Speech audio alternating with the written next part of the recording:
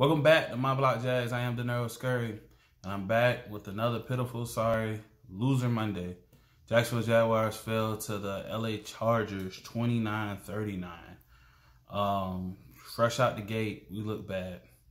Fresh out the gate, we didn't look like we knew how to do anything on offense. Couldn't run the ball. Offensive line couldn't make holes. 3 and outs. Minshew couldn't connect with no one. I think he only had 11 yards passing in the first quarter. Just coming straight out, we look bad. I want to say they scored like 10 points. It was either 10 or 16 points in the first quarter. And like it just looked like we were just going to get mud walked through the whole game. First quarter was bad. Just looked horrible. Second quarter hit. And that's when things got interesting. Second quarter, everything started connecting. Running game started connecting. Passing was connecting. We actually were looking good. We were actually up at one point.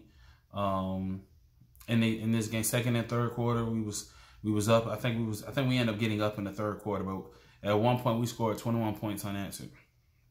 Just went down there, scored, run. There was a couple of passes that broke open. Who was it? Conley had one nice catch for 28 yards.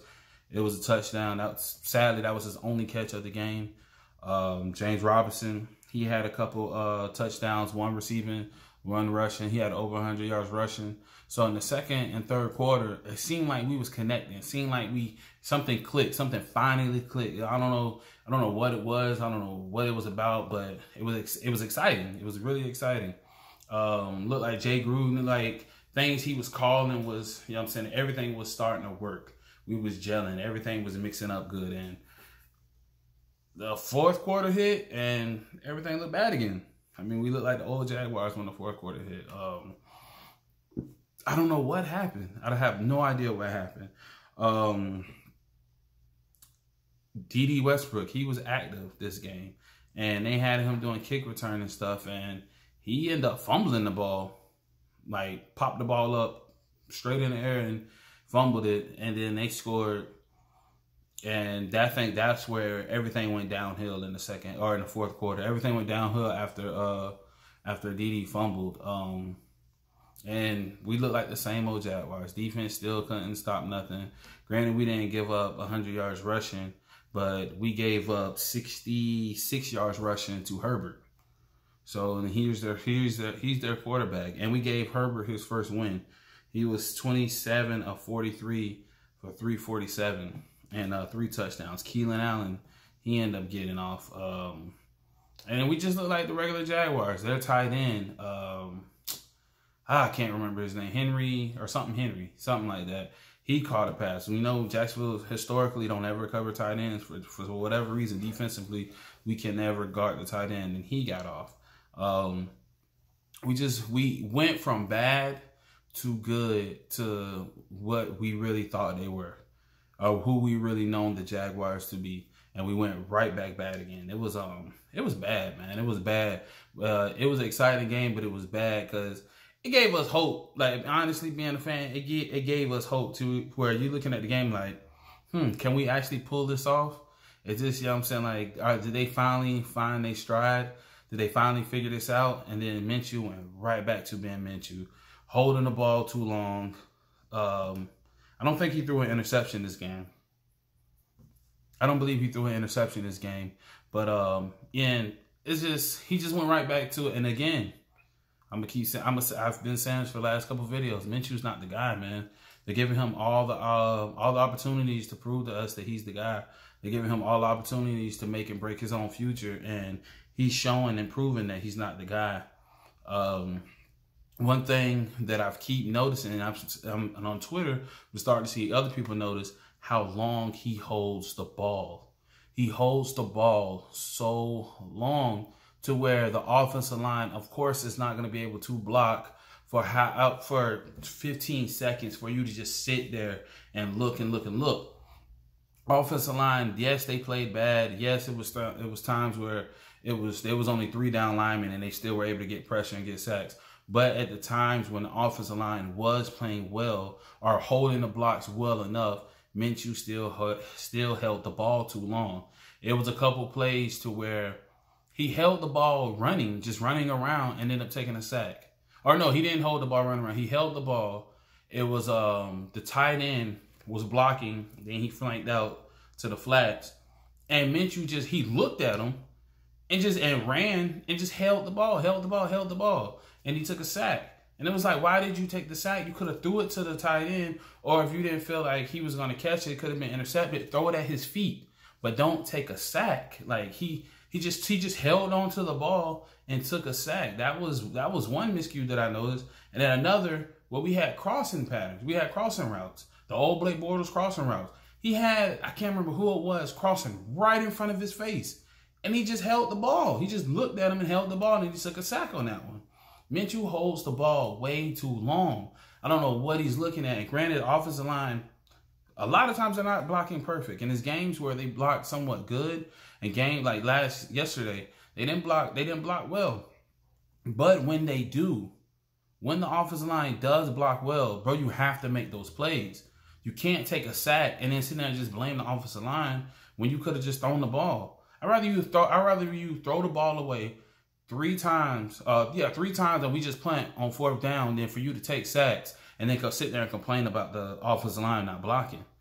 Like, come on, bro. Especially when you have a player running right in front of your face and you don't throw the ball. Like, I don't know if he's not trusting his arm or what the issue is. And lately he's shown us that his arm is inconsistent. He'll throw a nice pass on the money, down the sideline, hit Conley, boom, everything was good. Then there's other times where he underthrows it, overthrows it to where he throws you like, who the hell is he even throwing to? But Minshew, he has to play better. And the offensive line cannot be the excuse of why you don't play well. I mean, I can't go on my job and say, because of these reasons, this is the reason why I can't do the job that you hired me to do. No, they're just gonna, okay, we're gonna let you go. We're gonna get somebody in here that with these same stipulations, these same issues to do the job. I mean, that's anybody out here's job. Like the job is to be the quarterback, to make passes, make plays. If you can't make these passes, you can't make these plays, and the excuse is the offensive line isn't blocking well. Okay, we're gonna get somebody in here who can get the ball, who can understand defense, who can recognize plays and get the ball out their hands fast. That's why a lot of these quarterbacks, people believe, oh, they have a good offensive line. Sometimes not even they have a good offensive line. It's just they know how to read plays and they know how to get the ball out their hand fast. In 3 seconds. Hike, read the play, read, boom, ball's out the hand. So it's not the fact that the offensive line is blocking well, it's the fact they can get the ball out their hand fast enough to where the pressure never gets to them. You can't hold the ball 5, 6, 7 seconds and expect the offensive line to still hold their block when you got another guy on the other end. His whole job is to get sacks. So you can't expect the offensive line to hold the block for 5, 6, 7 seconds, and while you just sitting there trying to look for the perfect read, bro. Let the ball go. Let the ball go. Roll out and throw the ball away. It's simple. And it's crazy how I'm not a football player, but it's crazy. I'm sitting here watching this like most people. It's crazy how it seems so simple just to say it. And I don't know if it's harder than it could be harder than what it is, but I know that's what the quarterback coach is telling him. McAdoo, he has to be telling them that. The offensive coordinator has to be telling him, if you don't see it, get the ball out your hand. Don't hold the ball too long. If you know the offensive line isn't blocking well, why would you hold the ball long? Why would you hold the ball longer than what you need to? Get the ball out your hand. And that's what I feel like Minshew, either he lacks of doing or he just refuses to do it. I don't know what his problem is. Defensively, we look like the Jaguars. So we're on our third or fourth safety. Wingard was out, so we had some dude, number 40. I don't even know his name. He was in there, and he played all right. And I think he ended up getting scored on later in the game. Sidney Jones ended up getting hurt with the back injury, so he was out. So we're dinged up. And the defense, even if we wasn't dinged up, defense still look like how they normally look. C.J. Henderson had a messed up shoulder. That same shoulder he hurt earlier, it was still hurting him. You can see the tape or the brace or whatever they had on his shoulder. You can see it, And I think I don't know if I think he tweaked it. I don't know if he actually came out the game, but I know he was on the floor on the turf, grimacing his shoulder. I believe Josh Allen didn't play again. I want to say he didn't play, but defense looked bad. I mean, defense didn't look good. Big Play Joe looks overpaid. It's crazy how everybody who comes to Jacksonville, as far as free agency, does not look good. Like, historically, we have bad free agents that come here. And it's like, I know before we picked big names that were on the downhill of their career and free agency in the early 2000s and stuff like that. But now you got Joe Schobert. He was in this is his first contract outside of his rookie deal. And he looks overpaid. I mean, he's getting called on. He caught, I think 2 touchdowns was called on him. He got sauced up at the line. He was missing tackles, all that. Like, it's nothing that he did. He made a lot of tackles, but he also messed up on he missed open field tackles. Got, I think, 1 or 2 touchdowns called on him. He just looks overpaid. Looks like they don't know what they're doing. Again, this is Todd Wash defense. So at some point, you got to look at, is it the players or is it the coaching? And right now, I'm starting to think it's a lot to do with the coaching, a lot to do with the GM, with the player personnel, and the talent that we have on the field. And then it's the players. I really believe that's what it is. It has to be coaching first, player personnel equals talent, and then the players themselves is just not playing up to what they should be. Because this is crazy. No matter who we bring in, year after year, we still have the same issues on defense. But it's only one person that's the same, and that's Todd Wash. It's bad, man. It's bad. And I don't see it changing. No, I don't see nothing getting better this year at all, to be honest. I don't see us getting better at all. Defensively, I don't see nothing really changing. We might win one more game, and that's it. Because I can't see our defense stopping anything. I can't see our defense even putting up any type of stop, any hold to make a team, you know what I'm saying, to give a team issues to where our offense can come in and score. I just don't see it. We got a sack. We did get a sack, though.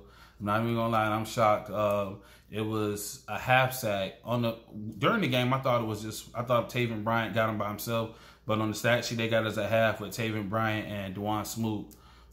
Smoot. He's been trying. This is a contract year for him, and he's been trying to do his thing. Smoot, he's on the field doing a lot. I think this is the most he's played since he's been a Jaguar, and he's trying to do his. You see him. He almost has that Ngakoue motor because he's always on 10. He's always giving 100%. He's just not as talented as Ngakoue, but he's always giving this 100%. He's trying, and if you're watching the film, if you're watching the game, it's obvious Smoot is one of the ones on the D line trying. But him and Taven Bryant got a half sack. I don't even know if this might be Taven Bryant's third sack of his whole career as a Jaguar, maybe. That guy's a lost cause, man. Bust. Chase Young didn't get a sack this game. He's starting to look like a bust. The crazy shit, both of our first round draft picks don't look good. Chase Young don't look good, and CJ Henderson, he's dealing with injuries. He looked good the first game, looked really good the first game against T.Y. Hilton, but then how's T.Y. Hilton been looking this year? I don't know if this is a down year for him, so you take that however you want to take it. But with C.J. Henderson being kind of tweaked, but when he plays, he seems lost on the field. Seems like he doesn't really know what's going on. Granted, he's tackling well, but outside of that, he looks a little lost. And Chase Young, I think he has 1 sack this whole year. And he was undersized on the end, can't get off blocks. Honestly, he looked like an outside linebacker that were playing that end. Both of them look bad. And again, that goes to one person. That goes to GM. That's either GM. Granted, that is the GM drafting a player and trying to mold them into what you think, or moving them out of position, thinking they're going to be better there. Or it could be the head or the defensive coach just not being able to coach well. And it's a little bit of both, to be honest. It's a little bit of both. GM picking guys out of position. Then you got a defensive coordinator who just, it seems like he's just here for his job. He doesn't really care. And now as a team, with these guys not doing their job well, of course it shows in the wins and L's. We have one win, which looks like a fluke, and defensively we're at the bottom, I think. And we don't have sacks. We got 6 sacks the whole year. 6 sacks the whole year as a team. So that's GM issues. Hopefully they get fired. All of them, to be honest. I know that's the talk right now since we're going into our bye week.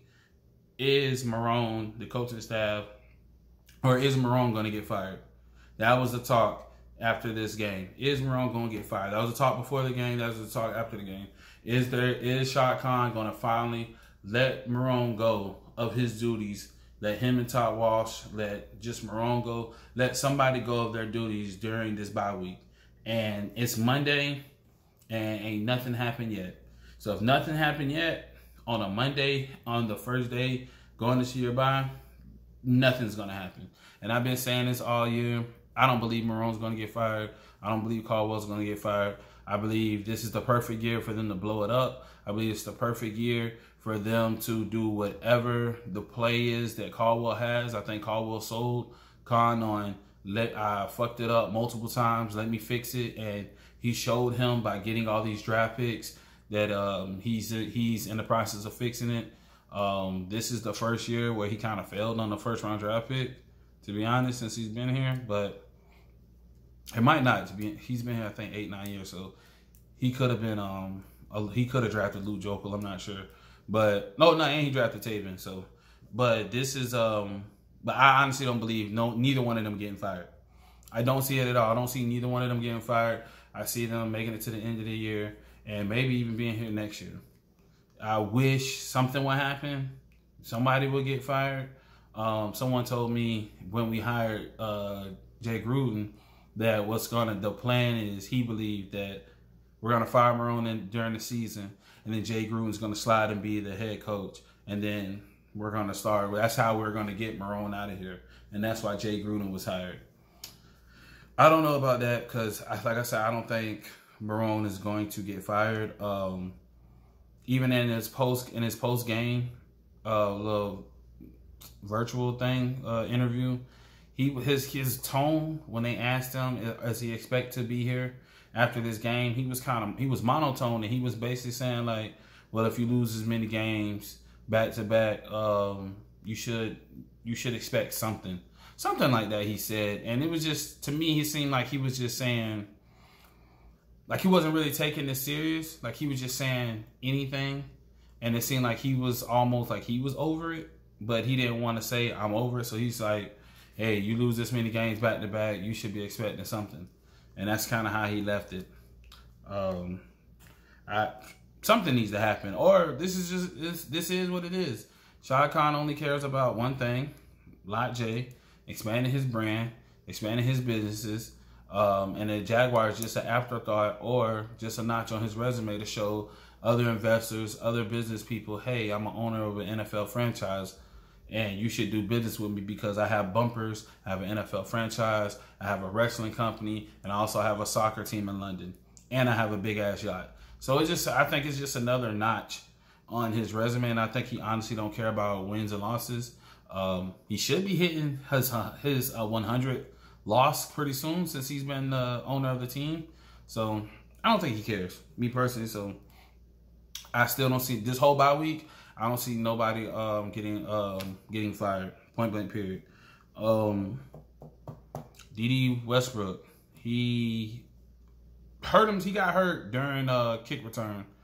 Don't know. They said it's significant. They said it looked bad. It didn't show the replay. I actually saw the replay on Twitter, and his left knee buckled.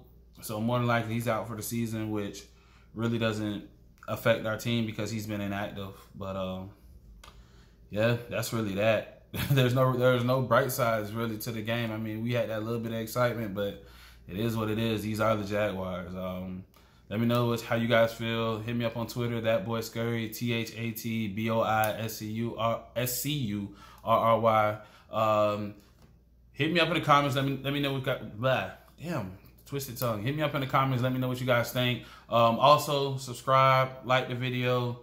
I'm just a fan. telling you my perspective of the game, and I'm pretty sure a lot of you guys like these, and got your own perspective. So hit me up in the comment, or not hit me up in the comment, but subscribe so I can continue to make more of these videos and hopefully blow up. All right, but that's until next time. That's that.